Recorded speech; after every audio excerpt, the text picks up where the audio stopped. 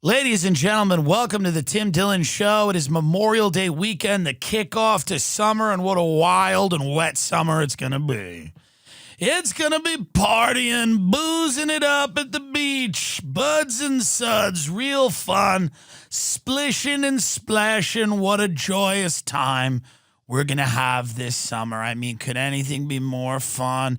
Masks and gloves and spikes and wave runners, jet skis, beach balls and Corona balls, and just, make of it what you will. The fun's there if you find it. The fun is there if you find it. Ventilators and fireworks. What a summer. Beaches are opening up. I guess they have drones. Drones will fly over the beaches, tell you to social distance in the water. That'll be nice, won't it? Won't that be nice? You're on the beach and a drone goes, please keep 6 feet of distance. Be nice. Just you'll be like, is that a jellyfish? You'll see it's just a drone. Right. You'll see just drones in the water swimming around. Is that a shark? No, it's the robotic. It's a robotic reminder to stay 6 feet away from another human being. Isn't that nice? What a fun summer it's going to be. I'm on some of these dating apps, man. The nightmare, the hell of some of these dating apps. People are just really, first of all, the humor on dating apps, like the cutesy humor. Like the great thing about people that are really hot is that they never have to communicate effectively. That's such an important part of really hot people's relationships, is because their communication's all physical. So when you see really hot people talk to each other, they just giggle because they're just want to fuck each other the whole time, and they're just thinking about how much they want to fuck the other person, and then they're just like laughing at that. They're like giggling. They're like, oh my God, oh the bread's good. I wanted to be your dick. But other people have to like actually try to relate to other people, and it's nightmarish. Like they're on these dating apps, like one guy goes, if you don't like Disney, like we'll get along if you like Disney. It's like you have a Disney ultimatum. Like, what is wrong with you? You have a Disney deal breaker? Just the dumb jokes. And also the fuck Trump shirts and the like, that's your life? That you don't like Trump? That's your whole, that's what that's what you're selling? That you don't like Trump? There's nothing else except that. How sad, how deeply tragic your life must be. And all these dating app questions are like, if there was a movie about your life, what would it be? It's like these stupid, dumb, meaningless, cutesy, fun questions. You're supposed to have like cute banter. You're supposed to like comment on people's questions and everything like that. It's so worthless. Like you look at these. My favorite thing to do alone is listen to vibey music and chill. These are real people. Fact about me that surprises people: I speak Spanish fluently. I mean, what? I wanted to write like fact about me that surprises someone. I killed a woman. Something like that. That's real humor. Not some goofy shit. That's something like actually funny. My love language is acts of service. I mean, how sick are these people? My personal brand is dark humor as a defense coping mechanism. That's somebody, and I guarantee they have a horrible sense of humor. God. It's just so bad out there, man. I'm not saying I'm some prize, but I'm able to come up with better answers than this. What I order for the table every time, somebody goes mozzarella sticks every time. Where are you eating? You trash bag. Gay guys always think they're the star of their own movie. So they love things like this. They're incapable of realizing that there are other people out there and that they are not interesting. They're not stars. They're not. The whole show does not need to be centered around them. But it's not possible for many of them because many of them were told they were very special their whole entire life. People told me I was special, but they were right. See the difference? They were correct. But a lot of other people were getting bad information, fake news. The summer is here and the beaches are opening and it's going to be very fun to see how this plays out. I don't know anything about virus transmission, so we shall see. CDC was like, by the way, it doesn't really live on surfaces. Our bad. Thought it lived on surfaces. You know how you were wiping down your groceries for the last 3 months, frantically scrubbing every surface you came in contact with? Well, we were wrong about that. Sorry. We figured we would err on the side of caution and just tell you that this thing's trying to kill you on every way, on inanimate objects, out of the mouths of people. We just figured that the default was to have you terrified of everything. Not only people, but desks, elevator buttons, anything. Now, I'm sure it is possible transmission, but they say that transmission is actually rather unlikely. The great Ray Kump will be coming up in the broadcast later on. He is not dead. That was a rumor floating around. Ray Kump is alive and wild as ever, and when he comes on the show today, he drops some, things we should probably edit out. He's completely, he's an untamed man. You know, he is just, I believe I asked him how he was doing with the quarantine one time, and he said, I'm no longer in a dark room. I have a sense of time. Yeah.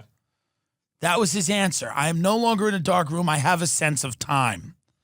So just to give you an idea of what you're dealing with there with the great Ray Kump when he joins us as well. Thank you, everybody, for retweeting, or sharing on Instagram the Corona Ball video that we made where I wore a Corona Ball costume and went around Los Angeles. I did not think my career was going to be this, but it is. We live in, life is an unending series of nightmares. And that is, I got rid of my manager who I'd been with for 3 years. Good guy, but we just had to part ways. I wanted a real Hollywood manager. I've signed with somebody by the name of Ghislaine Maxwell. And she is going to be representing me. We'll put her info on the website if anybody wants to contact her. We haven't had a face-to-face meeting yet, but she seems very excited about the brand. She wants to meet me in a canyon by Malibu late at night. So who knows? She told me to come alone without a cell phone. Weird. These Hollywood managers are weird, you know? Melinda Gates is going to drive me. Melinda Gates said she'll drive me to this meeting with my new Hollywood manager. You know? It'll be awkward if I met Bill and Melinda, you know? Yeah. I was like, hey, what's up? Bill Gates is like, did you do a video where you implied that I had sex with a bat and gave birth to coronavirus? And I'd have to go, yes, I did. Because you didn't not do that, Bill. You know? But go smash that retweet button. That's the way YouTubers talk. They're like, yo, what's up? It's your boy. It's your boy, Tim Dillon. YouTube, yo, what's up, YouTube? It's your boy, Tim Dillon. Smash that like button. Smash that retweet. Today, we're filling my kiddie pool with Cheerios. I don't know why we're doing it, but we're doing it, and it's got 90 million views because we live in a fallen world where people have no families, and they're all on opiates, and they just want to put makeup on their face and watch me swim around in Cheerios because life's a hell. Anyway, deaf to anyone that had any talent, like and subscribe. Smash that retweet button. Today I'm driving a Lamborghini up a hill. Don't know why. But you're going to fucking watch it, love it, and share it. Don't you wish you had a Lamborghini? You've got nothing inside of you. Don't even look. Don't even look for anything to put inside of you. Just like and subscribe. Smash it, baby. That's what YouTube's all about, you know? YouTube's all about. It's like, what if we ate chicken fingers in a hot air balloon? That's like what YouTube content is. They're like and subscribe. You know, we're spending a lot of money on this video, but I don't care because I want to make you guys happy. I want to make you guys happy. That's why for this video, we're giving my grandma COVID-19. That's right. It's just like 6 kids going, just grabbing an old woman and going, just coughing down her throat. We're switching my grandmother's ventilator out with an accordion. Like and subscribe. Smash that retweet button. I've literally never felt. I have no conscience. I'm perfectly suited to succeed in this country. Like and subscribe. Smash the retweet button. My best friend died in front of me and I didn't blink. Smash that retweet button. Like and subscribe. I'm 46 and I dress like a 12-year-old. Like and subscribe. I'm in my mid-40s. My fan base is 9. Like and subscribe. I mean, so we're just trying to succeed in new mediums. Yeah. That's what we're trying to do. We're trying to go into new mediums. I'm not perfect. I get it. You know, I'm just trying to branch out into the new world. We're trying to make funny things. That's all. So go like and subscribe. So go subscribe to the Tim Dillon Show on YouTube. If all of you did that, that would be great. But many of you don't do that. And I don't know why. Because you think you're better because you're listening to this while you jog around. And you don't. Go subscribe. Okay? Support. YouTube's not helping us. Instagram is not going to help us. None of these tech giants are going to help us because we're a little edgy, a little unpredictable. We're funny. It's just funny. Mark Norman had a great point. He goes, edgy just used to mean funny. Right. Like he would go to meetings and they'd be like, yeah, that's this thing you're doing is edgy. He'd be like, that's good, right? They'd be like, ugh, we're nervous. But like, it just meant funny. So all we are here is funny. So go and support us. We appreciate how much you guys support the Patreon. We love that. That's great. Our Patreon episodes are good.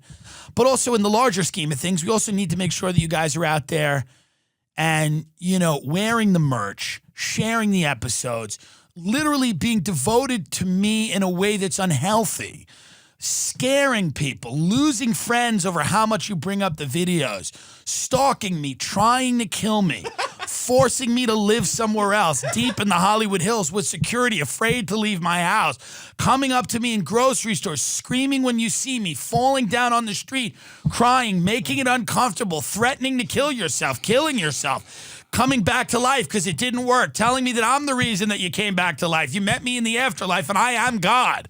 That's the YouTube fame. That's the type of fame that those motherfuckers have, and that's a fame that I deserve. I deserve a fan base of emo psychopaths on the edge of a mass shooting or killing themselves, but instead they decide to consume my content. I deserve Instagram DMs and Twitter DMs from people telling me that I'm the only thing that stands between them and putting a gun in their mouth. That's what I deserve. That's the kind of fan base I deserve. Not these fucking lackluster 30-year-olds that may see me at Zanies and may not. I mean a hardcore group of sick fucks that need help. Cutters, people that are afraid to leave their home. The only reason they do it is on the off chance that they'll bump into me in a parking lot. And it'll be like Moses in the burning bush and they fall and start screaming. They drop their phone because they're shaking. They go into some Parkinson's-like frenzy whenever they see me, and people that even look like me, fat people and lesbians, anybody that looks like me, they do a double take and their pulse quickens and their heart goes up. That's the kind of fan base I deserve. I'm sick of these comedy fan lackluster. Maybe we'll see him when he comes into Tulsa. Maybe he won't. I want a digital fan base of psychopaths, kids that are sent home from school because they might self-harm.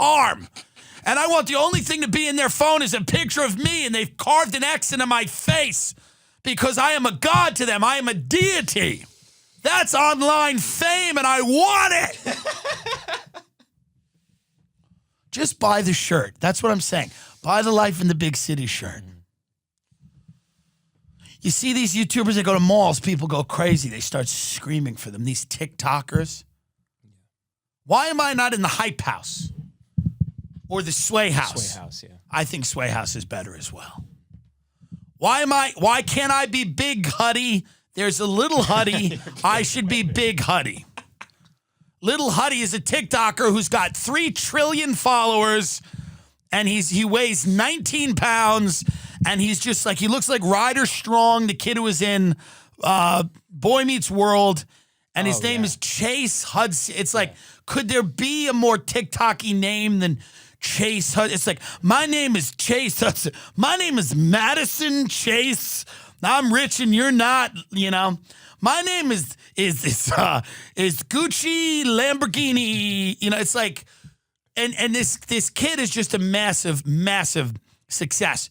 And I don't begrudge anyone their success. He's successful because, like, they do a rap song and they sing to it and they try to avoid the N-word. They're like, oh my, not gonna mouth that one. Dance by the pool. They just dance by the pool. That's what it is. Yeah. Just dance by the pool, you know? And God love them. Mm-hmm. But that's what I want to do. I want to be invited to one of these homes and I want to begin to make content with these people. I think I have a lot to add. Let's make a dance about imperialism. Let's do it. Let's make a dance about the CIA killing Michael Hastings in front of the tree. Let's do it. A TikTok like, look, here goes the car. We drive the car. Kennedy, we do the Kennedy dance. Like, why not involve some element of conspiracy thinking in the dance? Why not do a Great Depression dance? Where we're online at like the food bank. People are coughing because they don't have any health insurance. I'm just saying I can go to different media. I'm trying to expand the mediums. I don't want to just sit here and yell into a microphone while I just get the cab dispatcher fat because that's no reason to not. Cab dispatchers in Long Island were like 7,000 pounds. There were guys whose arms just, and they were like, hey, Bobby, two car, headquarters, two car. You just picked that guy up on Ocean Avenue, two car. You pick him up on Ocean? Yeah. Two car, we just got him. We picked him up on Ocean. All right, if you're smoking a cigarette. All right. You got to go down to McDonald Street. Two car, go to McDonald Street. I'm 600 pounds. I'm smoking a cigarette. Go to McDonald Street, two car. They never left. It was always a small little room in a train station. They never left it. It was like a little hut. And they fit just in the hut. Their fat was like literally pouring out of the windows. And they just like, the only movement they did was they would move their hand to their mouth with the cigarette. That was in the old days when you used to take cabs to do cocaine, to get cocaine and do it. You know, not everybody could do cocaine in the Hollywood Hills. Some people have to do it in Long Island in a cab. We used to be able to smoke cigarettes at cabs. There were great times in this country is what I'm saying. You don't know what freedom was. Freedom was stealing money from your family and being able to smoke a cigarette in a cab on the way to get cocaine with a pregnant woman named Michelle. The great Raymond Kump will come up, is coming up here. This episode of the Tim Dillon Show is sponsored by Blue Chew. Guys, remember the days when you were always ready to go? It's summer. It's time to fuck. Blue Chew brings you the first chewable with the same FDA-approved active ingredients as Viagra and Cialis. Blue Chew is prescribed online by licensed physicians. You don't have to go to the doctor, office, or wait in line at the pharmacy. And it ships right to your door in a discreet package. Blue Chew works. It's chewable. It's quick. If you need to fuck and you want to fuck, it's time to fuck. It's the summer. Summer is just hot, sweaty sex, and you're not going to be ready if you have a soft, Knish-like penis. You need to have a hard dick, and you need to get it by chewing the blue, baby. BLUE, chew.com, promo code TIM, to try it free. Okay, they're trying it free. You have nothing to lose. Literally nothing to lose. This isn't like getting married or having children where it can go wrong.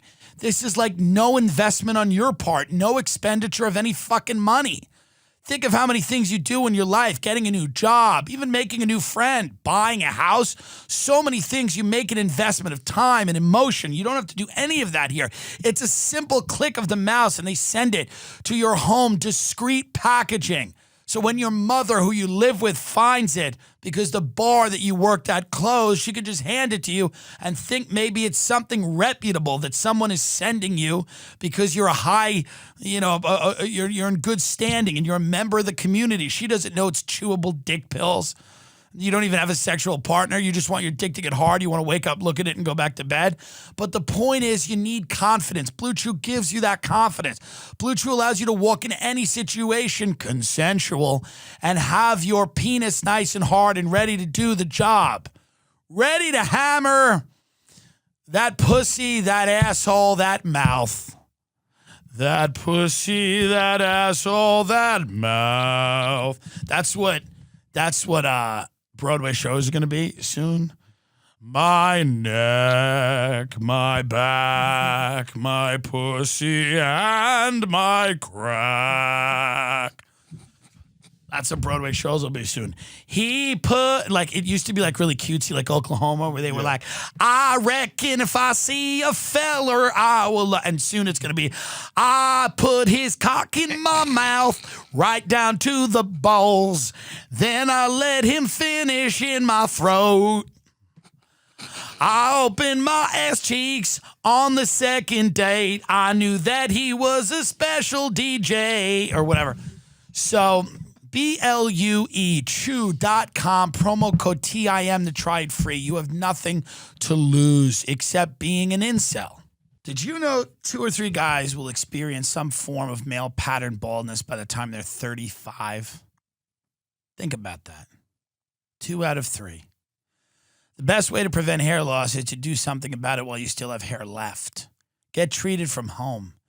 You used to have to go to the doctor's office for your hair loss prescription. Now, thanks to Keeps, you can visit a doctor online and get hair loss medication delivered right to your home. This is one of my big fears, going bald. I mean, this is a huge fear of mine. Some people do it and they can make it work, but so many people can't. So this is literally something that if you're having this problem, or if before you have this problem, you know, one of my old bosses used to tell me, change before you have to. Great quote. They make it easy and deliver the medication every 3 months so that you can say goodbye to pharmacy checkout lines and awkward doctor visits. Keeps offers generic versions of the only 2 FDA-approved hair loss products out there. So you may have tried them before, but never for this price. Keeps treatments can take up to 4 to 6 months or more to see results, so it's important to act fast. The sooner you start using it, the more hair you'll save. Find out why Keeps has more 5-star reviews than any of its competitors, and nearly 100,000 men trust Keeps for their hair loss prevention medication. Listen, nobody wants to go bald. Very few people can do it. As Woody Allen says, you know, I don't know if I'll be the balding virile type. You know, there is a certain Rogan, people like that can pull it off. A lot of people can't. Most people can't. So the reality is you need some hair up top, you know? So the reality is, you know, I know a friend that uses this. This is how we got in touch with the company. It really works. They are paranoid about losing their hair. I'm not going to say who it is. It's a comedian. So the reality is they're very happy with this product. I do not have that problem yet. I mean, my hair is very long. It's luscious. It's luxurious. But lots of people don't have that situation. You know what I mean? You know, so my friend loves this stuff, and we you know, we're happy to bring this company out there for people that do have that issue. And if you do have that issue, you got to do something about it, because nobody wants a patchy head of hair. So if you're ready to take action and prevent hair loss, go to keeps.com/Tim Dillon. That is KEEPS.com/Tim Dillon. Okay? KEEPS.com/Tim Dillon. If you are paranoid, if you see a receding hairline, if you think it's going to get ugly up there, if you're, you know, losing confidence, especially if you're a guy in your 30s, you know, I'm 35, and this starts to become a real problem for people in their late 20s. So if you want to avoid this, you can save your own hair. It's not a toupee. It's not, you know, any type of surgery. This is saving your own hair if you do it, okay? There's only 2 FDA-approved hair loss products out there, and this is the generic version of that. It is the cheapest way to do this, so you can save hair and money. It is true. I mean, this is something where even if you don't think you need it, you need it. That's the reality. If you don't know you need it, you need it, because one day you're going to wake up and all of your hair is going to fall out, and you're going to get up and it's all going to be over. I mean, it's all going to be over. All of it. Whatever the it was that you enjoyed, done. Okay? So the reality is You better start taking precautions now with KEEPS.com/Tim Dillon. I'm talking to you out there. I'm talking to the people in the audience that are doing the best they can with what they have. You're doing the best they can with what you have. There's a lot of you out there doing the best you can with what you have. Give yourselves a little bit more. That's the message, okay? Give yourselves a little bit more because you're doing the best you can. But why don't you give yourself something to work with, okay? Don't walk in with a patchy head of hair and bad skin and this and that. Do something. Get yourself into tip-top shape, okay? Phenomenal.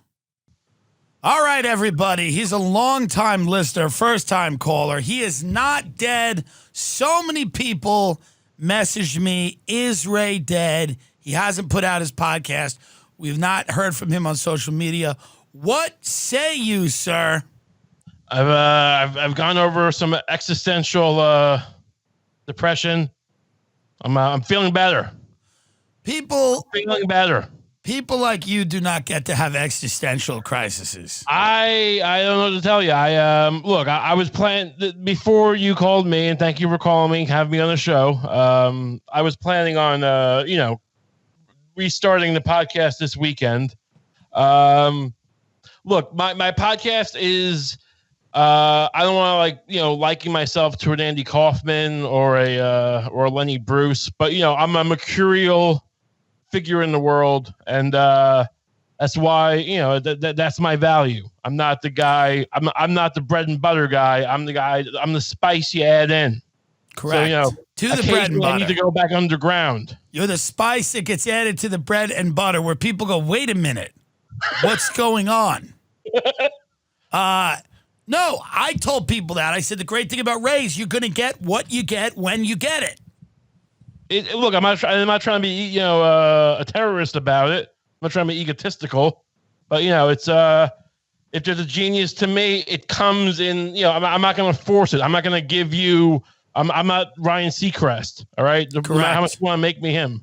Now, and it is awkward for many people because many fans, you share a considerable fan base with Ryan Seacrest. The people that would be into what he's doing, you are a close second. Look, Ryan does what he does, and I'm not going to condemn him for it. How great would it be if you had a meeting with like a manager or an agent, and you're like, listen, Ryan Seacrest does what he does. I'm not going to condemn him for it, but I'm offering something similar that I think a lot of people will respond positively to. If you know economics, I'm a substitution.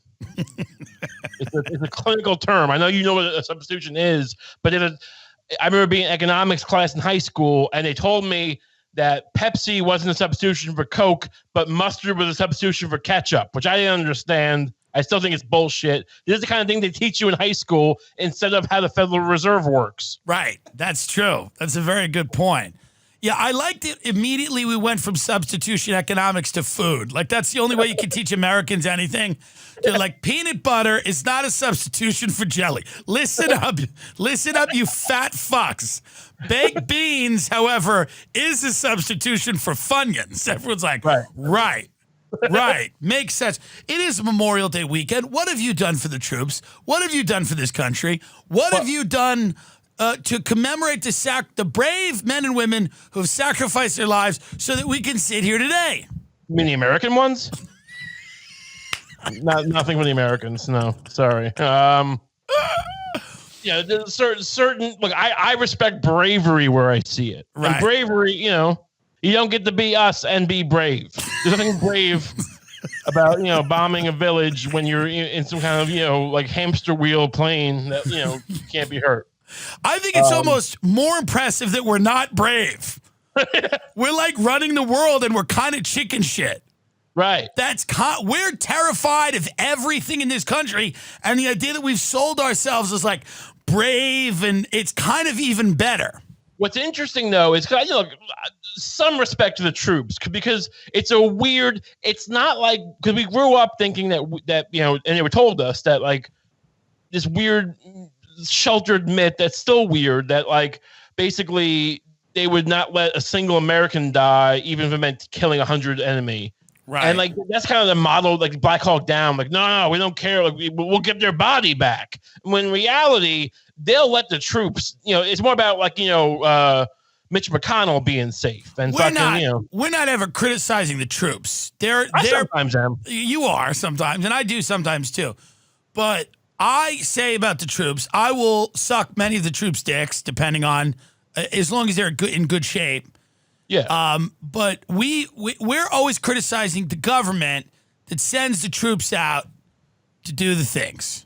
You gotta admit, sometimes a certain subset of troops, much like cops, not all cops, but they join because they want to do certain things. Very true. I mean, sometimes you get in the game because you want to play. Right. And we can't deny it. Look, it's just, and it's fine. Look, I'm not even condemning that. I get it. I get why hurting people could be fun from a certain point of view. Yes. But we just can't allow it in civilized society sometimes. Do it over there. Yeah. Do it there. Be a hero and go do it there. Don't hurt people in your own town. Am I too old to join up at this point? I think I might be. I don't know if it's age, but it's literally everything else about you and me. I feel like I have a lot to offer, though. I have a lot to offer militarily. I'm all anti-war, but if they gave me the keys, I'll fucking drop some bombs. Just give me some power. I'll make up for. I'm like fucking what's his name? I'm like Kissinger. I wish we were in Long Island and we could go to like the Blue Angels flyover at Jones Beach. I used to hear people who went, different jobs they had.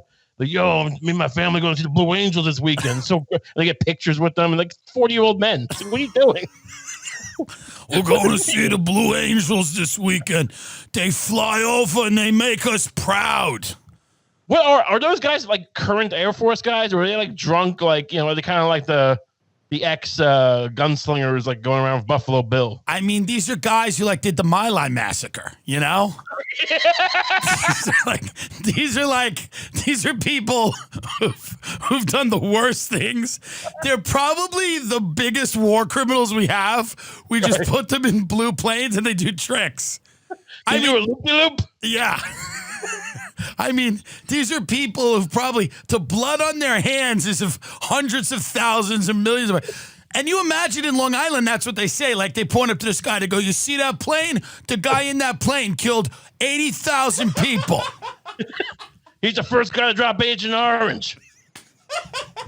He killed 80,000 people. 5,000 of them were our own troops who made the sacrifice because we were testing out drugs on them. They can't even spell defoliant. Did you ever do anything for Memorial Day? Is Memorial Day something people celebrate? I can't even remember. Yeah, well, we used to have like, I used to get blurred together because my Uncle Mike would have a barbecue on Memorial and Veterans Day. So start and end of summer. And he had a nice like half-acre property in Comac. And let me ask, was he a veteran? I think he was a veteran in Korea. He was a medic, but he got stabbed in the arm. Okay. So he had a shitty tattoo of a lizard on his arm. He also got stabbed there. He had a Purple Heart. Did it ever get intense when he had a barbecue? You ever throw a few back and it get a little weird? Oh, well, he threw a few back. He was definitely on the drunker side of an alcoholic. Yeah. But isn't it like he was a fun drunk. Yeah. He was fun. He was never. He used to like Tabasco. He loved spice. He loved spicy food. He loved Tabasco. I remember my grandma complaining once because he like almost died choking on Tabasco sauce at Thanksgiving, and he would make scenes in that way. But he wasn't. He wasn't a racist. I don't think. He probably was. But how do you choke on a sauce? Well, I think it's just going into convulsions. It's just closing up your throat. Maybe I'm not sure. He would just just dose it, just keep going with it. Just a whole bottle on the turkey. Hey, R.I.P. Mike. R.I.P. Uncle Mike. He's a good man. He was a nice guy. He's a good man. There's always like a time, usually if you're at like a barbecue with a guy who served, especially that age group, where like he gets drunk and then in the middle you just hear him say something like "better men than you," but like some like scent of a woman like outburst. Well, he would never do that. So now I'm an adult man. I'm looking back I haven't thought about him in a while, but he was so nice. He was so like always the life of the party and always just like good-hearted. So he probably did some bad shit. Yeah, he probably was. He probably got his fill of being aggressive. Yeah, I don't remember. I remember like me and my father would go. Like when they had these Blue Angel flyovers, like we would hang out with his friend who owned a steakhouse and a few of his friends, and we would all like drive to Jones Beach, that strip of land in Long Island, and then watch the Blue Angels and then just drive back to someone's house and sit in the backyard and and I don't remember if that was Memorial Day or 4th of July. It all kind of blurs. I mean, if you think about it, 4th of July, well, see, when I was a kid, we always stayed put on 4th of July. But I guess people move around. I guess people go to the beach and stuff. But for 4th of July feels more like, you wouldn't want to necessarily leave, like, jump houses back and forth. But maybe people do. I don't know. I guess we always had it at our house. What I love about Long Island is there's an unending well, just a deep well of patriotism. Yeah, well, look, after 9/11, we went driving around, just honking our horns, just waving flags. Just, it was fun. I mean, like it was. Look, I'm not saying it was worth it, but it was nice. Yeah. Well, there are people that bang pots and pans now for nurses that can't hear them. Yeah, I mean, I live in Brooklyn. I'm here. Apparently, they cheer every day. I've never heard this. I haven't left my apartment in 2.5, 3 months. I love if you went out and you started banging a pot or a pan, you would be immediately arrested. The cops would be like, "Get in the fucking car." You'd be like, "I'm doing this for the heroes." You'd be like, "Get the fuck in this car." He's talking about his nurse. I think he's part of the Hellview. Yeah, he's trying to kill this nurse with a pot. He's got a weapon. I love you. Yeah. They shoot you 3 times. He's got a weapon. I'm trying to do this for the fucking heroes. I mean, look, what's going on? I mean, I think we're at a third of what we were at the peak in New York. I stopped. I kind of went through. I wherever I was a month and a half ago, I kind of know about as much. I kind of stopped listening to anything. I know a few, and they're starting to try to reopen this shit. So we're probably going to go right back into a pandemic. Lickety split. Yeah, I just don't know if the people or the system of government, I don't know what is worth saving here. Oh, that's a great point. Because here's the thing. We have handled this so poorly on every. Did we have to do this? Do we have to ruin the economy?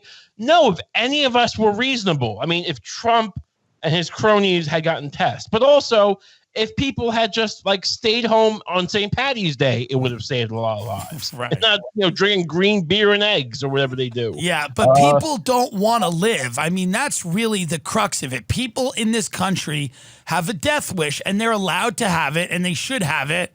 Well, what do we have to live for? Right.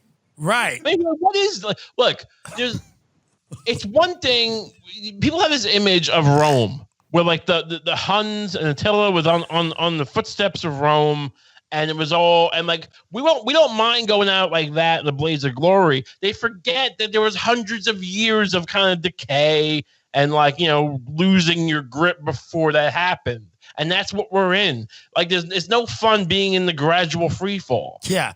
There was hundreds of years in Rome of payday loans and Bad Baby and fucking whatever version, just the dumbing down of everybody and lead pipes giving people fucking epilepsy or whatever. Yeah, just the plays being bad, whatever Roman version of theater they had. People being like, these suck now. These used to be funny. I mean... The tiger eating a fucking, I don't know, like a fucking, no more Christian. They stopped eating the, that's the problem. For a while they were eating the Christians and people like that. But then they started becoming Christian and like, no one, who wants this? We want fucking, Rome was founded on like, let's kill each other. Let's get some blood in our hands. And they come up with Jesus and it's like, what? No, like, we crucified this guy. What did we do? Yeah. We got rid of him.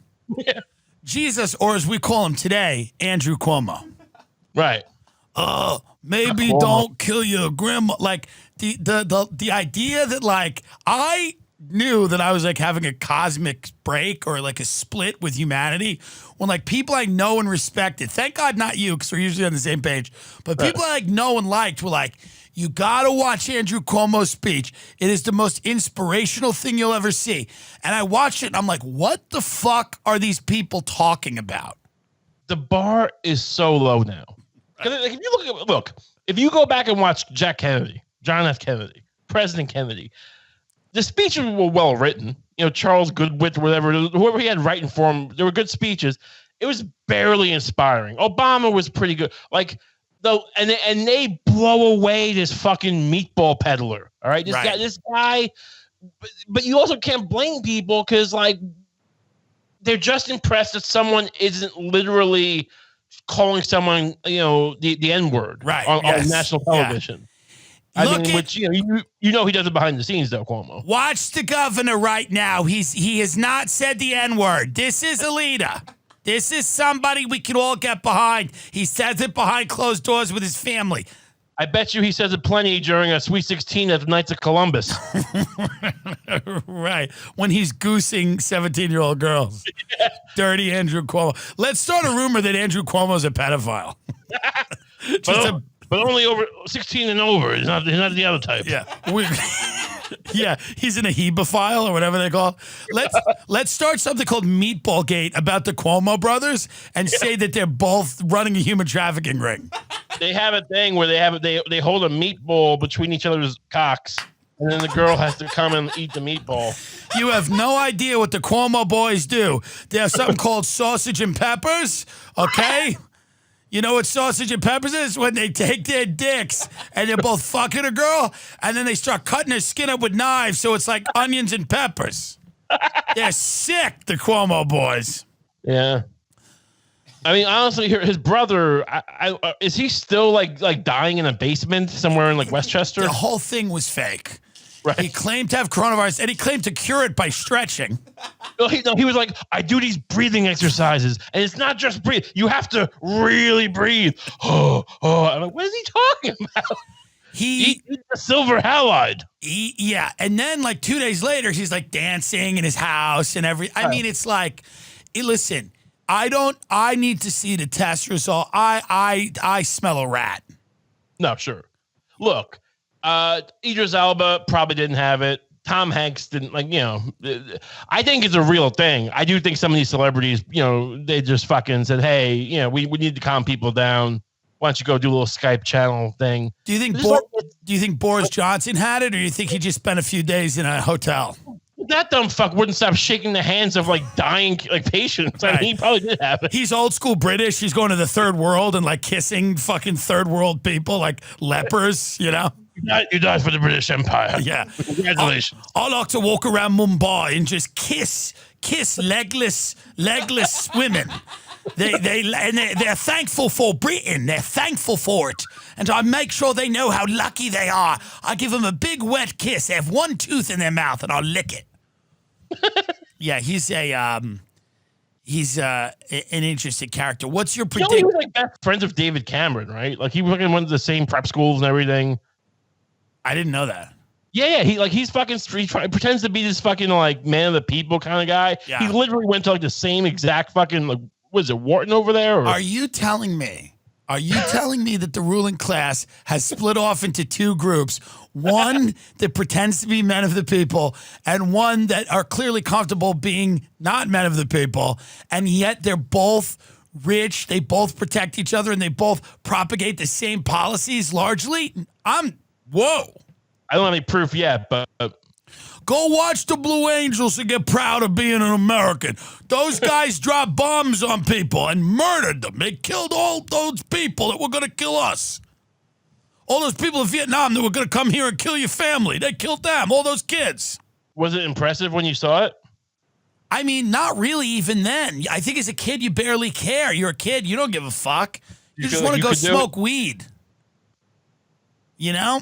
You just want to get high. You don't care about what the fucking Blue Angels are doing. I The displays of patriotism in Long Island are particularly hysterical. What I love is like, 'cause you look at Russians. We both watched the Americans again recently, and like, you know, so like people who were alive during World War II from Russia, like they embrace like how brutalized. Like we lost 40 million people. Like we're all just eating shit and fucking, you know, like eating rocks. In America, like the height of patriotism was like the first Gulf War when like no one died. Like that's patriotism in America. Is which when like absolutely no sacrifice. Yeah, like Black Hawk Down, like I think we lost 10 guys and killed 1,000, and people found that depressing. They went through a deep depression because of that, and then we pulled out. Like it's really a real cuck kind of patriotism. Yeah, it's the greatest war was the Gulf War because it's a guy that we installed, put into power, supported, armed, tried to take out, didn't take him out. Yeah. Like and going into Kuwait. Yeah, right. Tricked him into going into Kuwait, right? With Operation Gladio.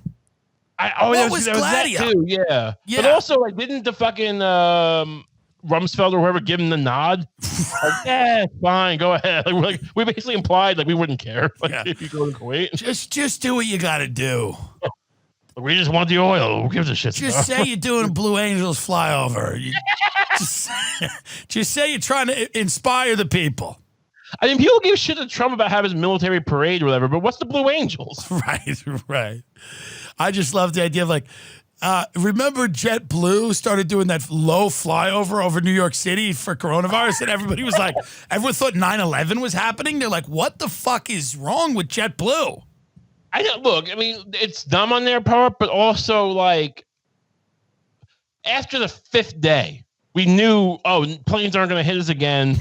They never did in the first place, probably. It's probably CIA. Can you stop being such fucking cucks that you're afraid of 9/11 again? Yeah. Stop it. They've already got the virus thing going. They're not going to fucking bomb. They're not going to fly a plane to a building. You can just imagine, like, somewhere in Langley, Virginia, they're doing a pitch meeting, and they're like, what about more planes? You go, we got a virus. It's great. It's great. What we got right now is great. They don't leave their houses. They're terrified. They're going to let us put chips in their ass. Like, we don't need any planes. And there's just a disappointed CIA guy. He's got 2 planes. Like he worked hard on this mock-up, and he's just like, he just walks out of the room, and he's like, fuck, you know? He's like, fuck, it's all the germ people now. That's all they care about is the germ people. He's like, I entrapped 3 Muslim guys last week. No one cares. He called up Larry Silverstein, like, sorry, Larry, it's a no-go. Larry, it's a no-go. We tried. We tried. He's like, he's like, I handed 3 Muslim guys anthrax last week. No one cares. No one cares because of this bat disease. Who came up with this? You know? I mean, we're just having fun, folks. It's an entertaining program. We don't believe any of this. We believe everything that we're told. Michael Hastings was a fucking traitor. He was a drunk. I love that.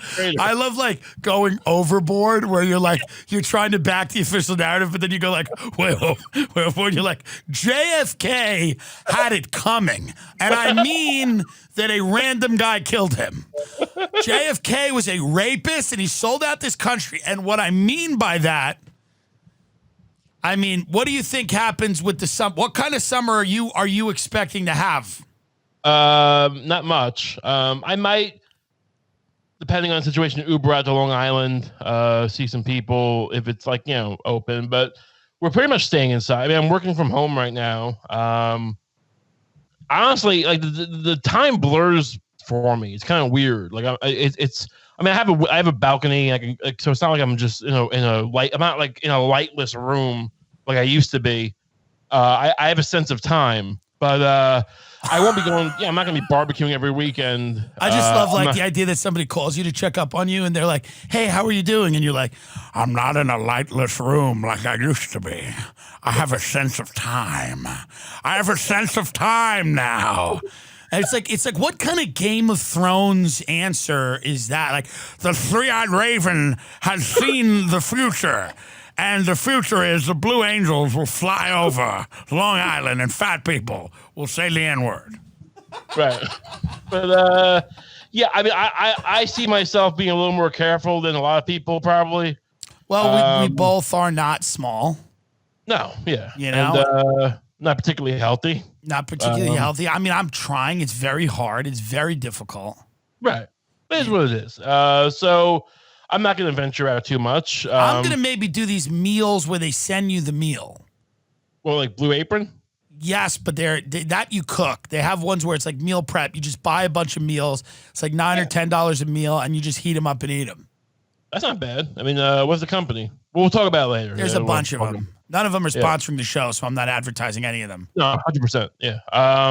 Eat Magic Spoon cereals. Keto. You ever eat Magic Spoon keto cereal? Is it good? No, it tastes like Fruit Loops. You like Fruit Loops?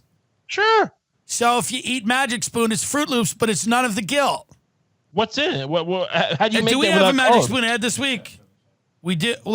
If we do, what? Is it meat? It's a meat cereal. Yes. No, I'm dead serious. It's dried jerky meat. Wow. It's dried like Fruit Loops. It's dried jerky meat, and they toss it in a fruit dust. A fruit dust, but fruit's got sugar in it. But it's not fruit. It's meat that tastes like fruit. So you're eating meat with milk? It's a meat. Wait, hold on. It's meat milk. They call it meat milk. No, I'm kidding. I'm joking with you, but what I am telling you is about magicspoon.com/Tim Dillon.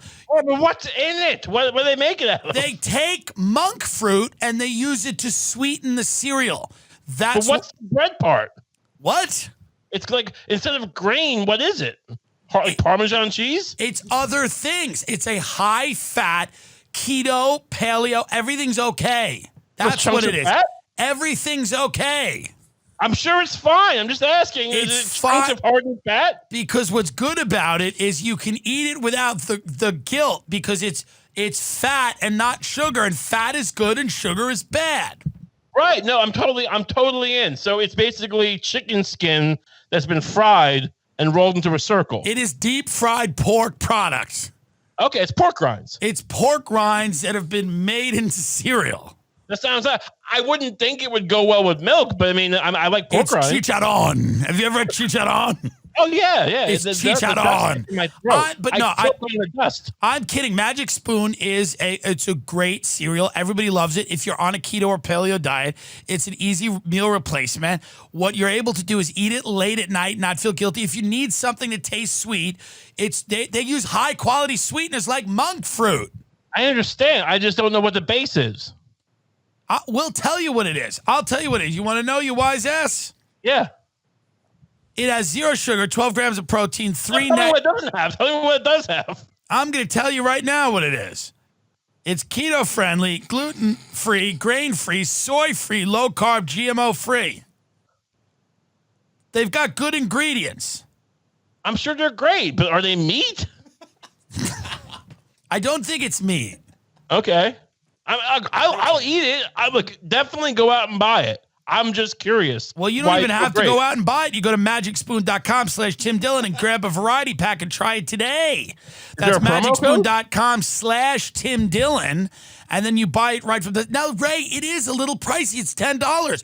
But what is your health? What? For how many boxes? No, you get a box for 10. Okay. No, look, look, meat's not cheap, so I get it. It's not meat, but it's high protein. What do you think? Just because they call it cereal, it's going to be cheap? It's steak. Right. It's filet mignon. You're eating. It's a ribeye in every bite. Right. It's a fruity ribeye in every bite. Don't be cheap about it. If I can go out and buy it. You want a nice treat? It's going to cost you. I hope they change their motto to, just because we call it cereal, don't mean it ain't steak. It's fucking steak. That's the way you got to look at it. It's a great way to phrase it, right? You got to look at it like that. It isn't cereal as much as it is a bowl of high protein, very healthy food. Right. Like steak. It reminds you of your childhood, but it's actually a recently killed goat. Yes.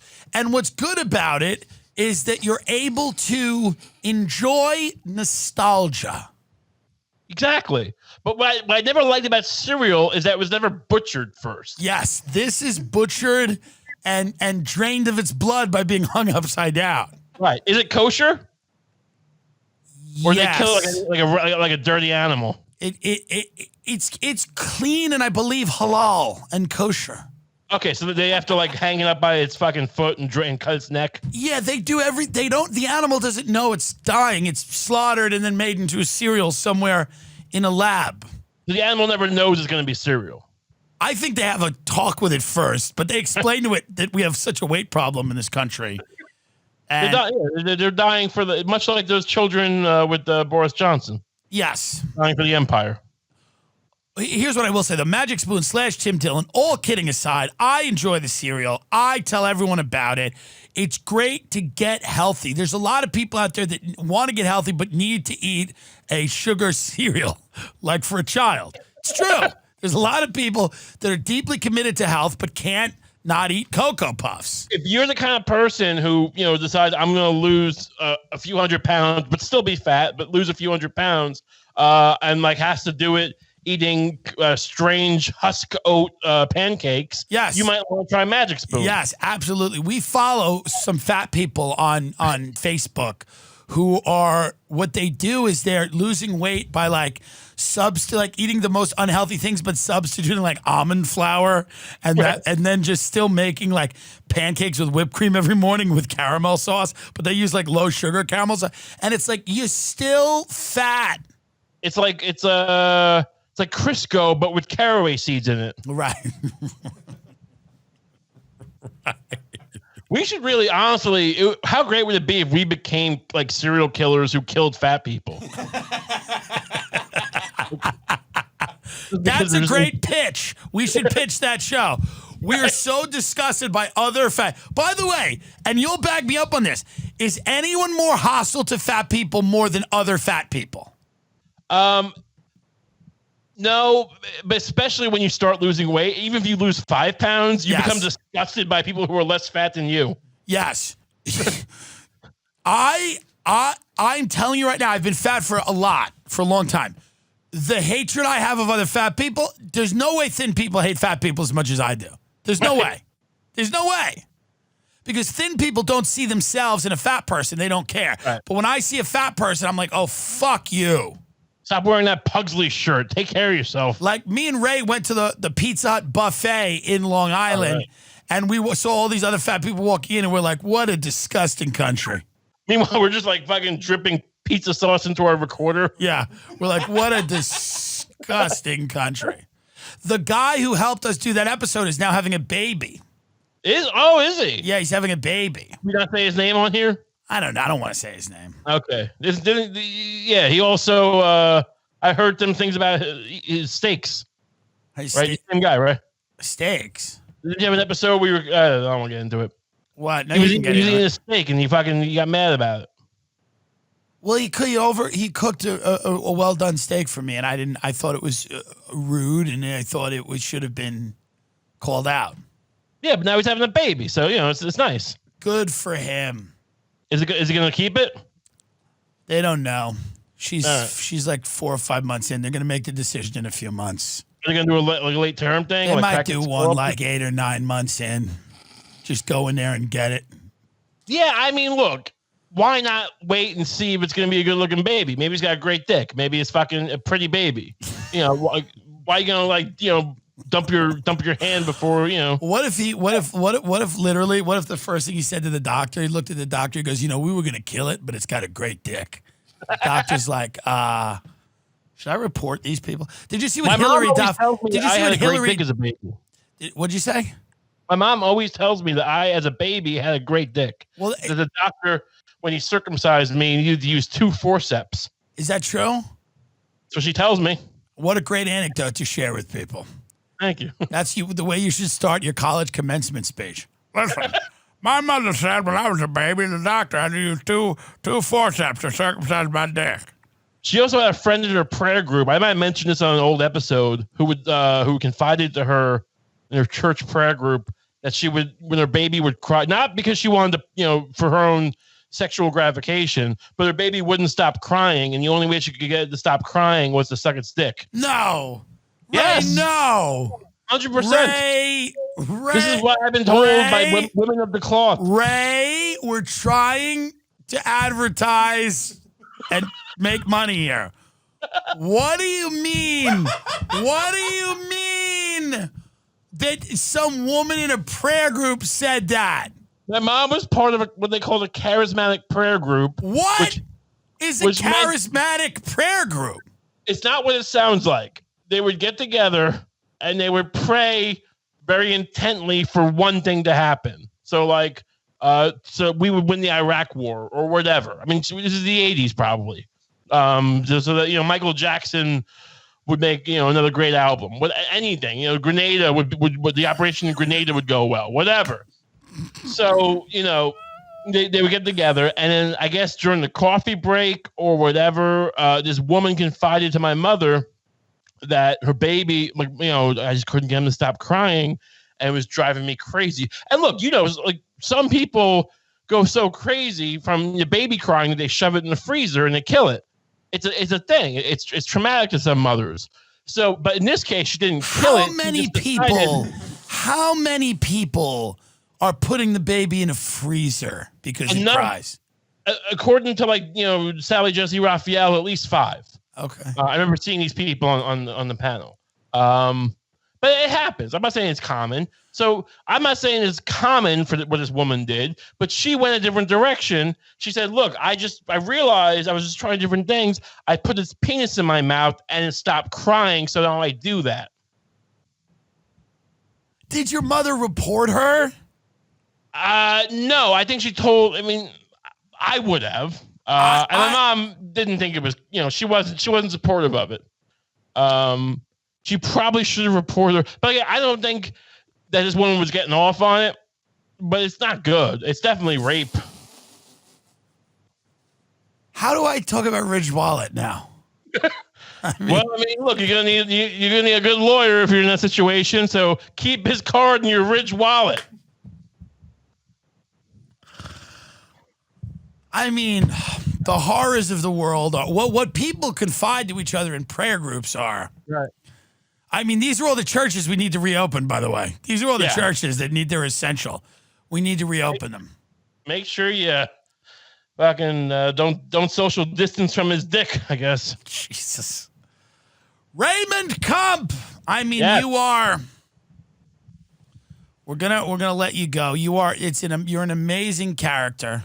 Thank you so much. Tell the people where to find. I just can't. I don't know that we can legally top that story on the air. So you can find me at Ray Kump on Twitter and Instagram. The podcast is Kump. Yeah, update the people on the. Come back this weekend. And the Patreon is ramping up. I'm gonna be making up for lost time. So don't worry about that. We're gonna have a week of Kump or something like, it's going to be a cavalcade of content. Did you hear about this new show where it's in the UK? It's called Labor of Love, and there's going to be like a bunch of people living in a house competing to impregnate a 41-year-old woman. I mean, can I get into that? I mean, but aren't the chances of the baby being born with something wrong when you're 41 so much higher? They're definitely higher. But I mean, what's one more fucking fucked up baby? Who cares? I mean, the show is going to make millions of dollars. You're going to tell me that, so we'll take care of the baby.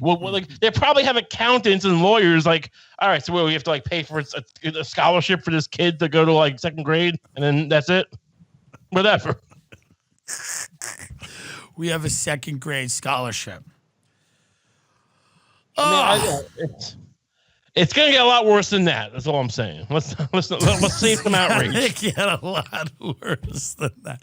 If you're offended by that, just know it's going to get a lot worse than that. It's going to get a lot worse than that. Ray Kump, I hope people go and find you. Did you watch the video today, the Corona Ball? Oh, you did? No, I didn't see it yet. I'll check it out. Very well. You should go check it out. It's a good video. People are enjoying it. I'm sure it's great. I appreciate it. Thanks so much for having me. Thank you. Thank you, sir. Bye-bye.